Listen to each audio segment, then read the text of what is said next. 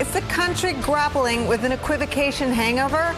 Donald Trump's denunciation of anti-Semitism in the wake of another deadly shooting at a house of worship this weekend comes amid a days-long relitigation of his near universally condemned response to deadly violence in Charlottesville in August 2017. Saturday's attack at a synagogue in Southern California is being investigated as a hate crime. One worshiper was killed and 3 others injured. The shooting, combined with Joe Biden's reintroduction of the president's description of fine people on both sides of a white nationalist protest and counter-protest, are today igniting a closer examination of the rise of white nationalism and domestic terrorism in America. For the White House, the twin developments have put the president and his team on the defensive, successfully drawing them into a debate over one of the lowest points of the Trump presidency, one that his senior advisor, Kellyanne Conway, now describes as near perfect. When President Trump condemned racism, bigotry, evil, violence, and then took it many steps further and called out neo-Nazis, white supremacists, was KKK, his response perfect? That is darn near perfection. When you're calling when you're calling out KKK, neo-Nazis, and you're saying there were people there who hadn't signed up for that. There were people there. You know that President Trump left enough ambiguity in all neo-Nazis, all anti-Christianity, all anti-Semitism, all anti-Muslim activity should be condemned, dead stop full. That's the perfect response. Except it wasn't. In fact, President Trump repeatedly hedged in his condemnation of the white supremacists who incited the violence in Charlottesville by placing blame on both sides. This hour, we're watching the candidate who's shining a spotlight on that rhetoric, former Vice President Joe Biden in Pittsburgh, Pennsylvania. He's taking the stage any minute for his first campaign rally. We're watching that closely. We'll bring you any response to the president's message on hate and white supremacy and any other news he makes as soon as he makes it. But first, we're joined at the table by some of our favorite reporters and friends. Lydia Polgreen is the editor-in-chief for HuffPost. Mark Leibovich is the chief national correspondent for the New York Times Magazine and an MSNBC contributor. Political reporter for Axios, Alexi McCammond, is back, and we're so glad about that. And Rick Stengel, an MSNBC political analyst and former managing editor for Time Magazine's at the table.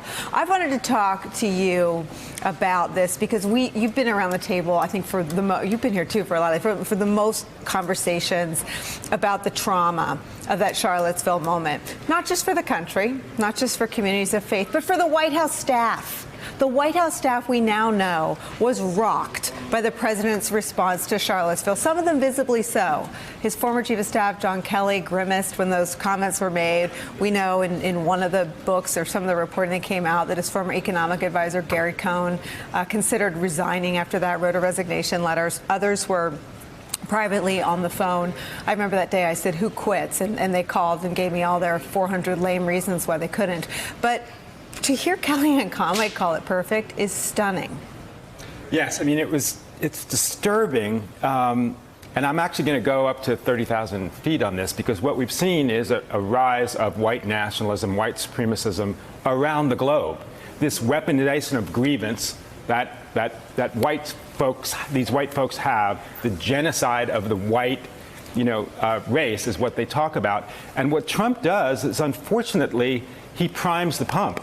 I believe that he invented that expression. Don't you remember that? But his language increases the devotion to that community. And what it is, too, what we saw, because we fought the extremism from the State Department, they're the flip side of the same coin, right? It's grievance, it's feeling like they're being exterminated, and Trump is actually boosting both Muslim extremism and white extremism. Mm-hmm. So the White House staff, anybody who's even rational and moral, has to be depressed about that. And let me just back up, because it's a provocative thing to say, but it's backed up by the facts, and it's backed up by the words of the white supremacists. Here's David Duke, who says after Charlottesville, "Thank you, President Trump, for your honesty and courage to tell the truth about Charlottesville and condemn the leftist terrorists." And the significance of that, Alexi, is, and this was, I think, one of Todd Gilliam's most powerful messages when he ran unsuccessfully in Florida. I'm not calling you a racist. I'm saying the racists think you're with them. And it's so dog whistles have been a nasty underbelly of the Republican Party, sadly, for a long time. But these aren't dog. I have 2 hunting dogs. Dog whistles are silent to the human ear. These are megaphones. Yep. This is shouting from the megaphone. Yes, and we have seen this from President Trump time and time again, whether it's something like Charlottesville or weaponizing NFL players kneeling during the national anthem in protest of racial injustice and unarmed black men being killed by police officers in this country. But he doesn't express or talk about the underlying reasons behind these protests or these things that are happening. Instead, he uses it to further this us versus them divide and to create and identify and caricature and drag into this battle any type or form of enemy he can find and bring into this thing. And the dog whistles, they're getting louder and louder. He proudly said something months ago that he's a nationalist, right? Mm-hmm. And there are other folks in the Republican Party saying, when did nationalist become a bad word or a dirty word? It's as if they don't take the time to try to understand these things. And maybe you can argue that that's fine if they're not doing that in their free time. But when things like Charlottesville happen, or we have multiple shootings at synagogues around the country because of white supremacists who are writing these really crazy, dangerous, lengthy manifestos that all are spewing this same ridiculous white supremacist ideology, they should take it more seriously rather than what President Trump did recently, which is basically diminishing their presence and saying, well, it's a very small group of people who have really crazy values. That was his response after the tragedy in New Zealand. I want to posit this for you. It would seem that Russia is the existential foreign adversary that's banging on our door, or many believe they're already in the house, underneath, in the pipes, in the roof. And Donald Trump says inane things like what he said in Helsinki. Putin denied it, and I believe him. And all of the otherwise inexplicable defenses of Russia, their invasion of Afghanistan and whatnot. It would seem that the domestic parallel is around these issues. And here's Christopher Wray testifying to the threat to law enforcement of white nationalism. The danger, I think, of white supremacist violent extremism or any other kind of violent extremism is, of course, significant. We assess that it's a persistent, pervasive threat. We see today white nationalism as a rising threat around the world. I don't really. I think it's a small group of people that have very, very serious problems, I guess. So you could almost see, Chris Wray, the current FBI director handpicked by Trump, at odds now, the president on white nationalism, the same way Dan Coats, his DNI, and his CIA director and his other intel folks were always at odds with him and remain so on Russia. Right. I mean, first of all, Russia and white nationalism in the United States are not unrelated here. Yes. I mean, Russia loves to fan this stuff. I mean, when there's a synagogue shooting, when anything like this happens, the troll bots are out in full force. There is any number of, Russian agents trying to fan this because they see this as the Achilles heel of American life, and they see Donald Trump as a very, very important agent in sort of exacerbating that divide, which I think he has done, whether through dog whistles or explicitly in some cases. I mean, Charlottesville and Helsinki would be remembered by most people objectively, and many people close to him, as two of the darkest moments of his presidency. It's unclear to me whether if he were sitting here or Kellyanne Conway were sitting here, they would say those episodes were mistakes or whether they were perfect. I mean, I think that ambiguity is something that they are very, very content to sit with. You said yes. So one of the things that I talk about in my book about what the Russians did during the election, Putin's advisors always talk about Russia being the last white Christian state. And by the way, they don't have any immigration, which is why they stay the last white Christian state. They support a lot of these folks on 4chan and Gab and all of these places with content that they are generating themselves or under pseudonyms from from Russians who pretend to be Americans who support white nationalist viewpoints. I think that connects with, but I think that also connects with a broader problem, which is that of radicalization, right? What we're seeing are very much like you see ISIS fighters become radicalized radicalized in the West by consuming information online and becoming part of groups, people are self-radicalizing in this country and carrying out these kinds of hateful attacks. And that's all connected. It's connected to the Russia stuff. It's connected to the dog whistles that become megaphones. And it's also connected to the fact that over many, many years, law enforcement has had a very laissez-faire attitude towards white nationalist groups and far-right extremism.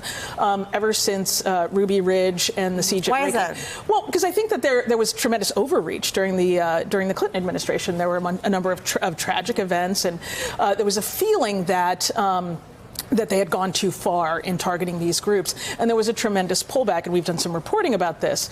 And in the current climate, there's absolutely zero appetite for ramping up enforcement or investigations or gathering intelligence about these groups. Well, why do you think? It's politically unpalatable. How can that be, though? How can we be fine with, I mean, the Mueller report in Trumplandia has now been chalked up to total and complete exoneration, when the vast majority of it, Donald Trump could stand on it and say, never again on my watch will the Russians commit this crime of election. I mean, he may have been criminally exonerated. I'm not sure that Sally Yates would agree with that, but the Russians weren't. I mean, how can it be? I mean, this to me is where Republicans are going to take to their graves the most shame. Well, look, I think it goes to legitimacy. I mean, there was that episode last week with Christian Nielsen and the conversation with, I guess it was Mick Mulvaney, about how you cannot bring this issue to the president because he sees it as a threat to his legitimacy.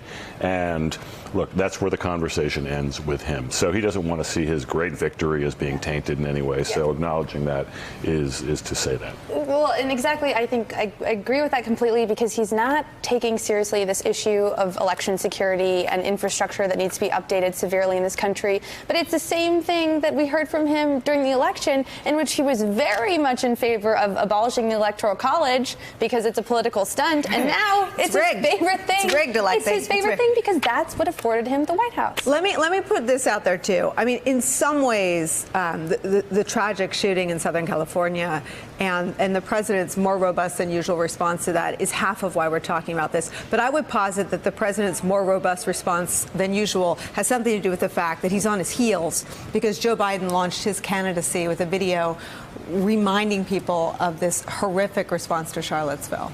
I think that's absolutely right, and that's really a gauntlet thrown down. It remains to be seen whether that's actually going to be a winning strategy. I think some people are asking, is Biden making a mistake by going directly after Trump rather than talking about these pocketbook issues that other Democrats have embraced? But I think that clearly Trump sees Biden as a formidable opponent, and this is a very, very strong card to lay down at this point in the race. One of the differences between Democratic primaries and Republican primaries, Republicans let the media kill them, Democrats eat their own. I mean, I think, is that a fair, you want to think about that for a minute? I mean, Jeb Bush didn't die really because other Republicans other than Trump killed him. He died because Trump went after him, but not the, It's so interesting to me, and it would seem to me, if I were a Democrat, who knows how it's going to end up, but I'd be really glad that the president's on the defensive, relitigating, calling perfect his, I mean, he did some Fox interviews, I think, over the last 48 hours, where he too described his response as perfect. This was not something that the White House thought was perfect at the time.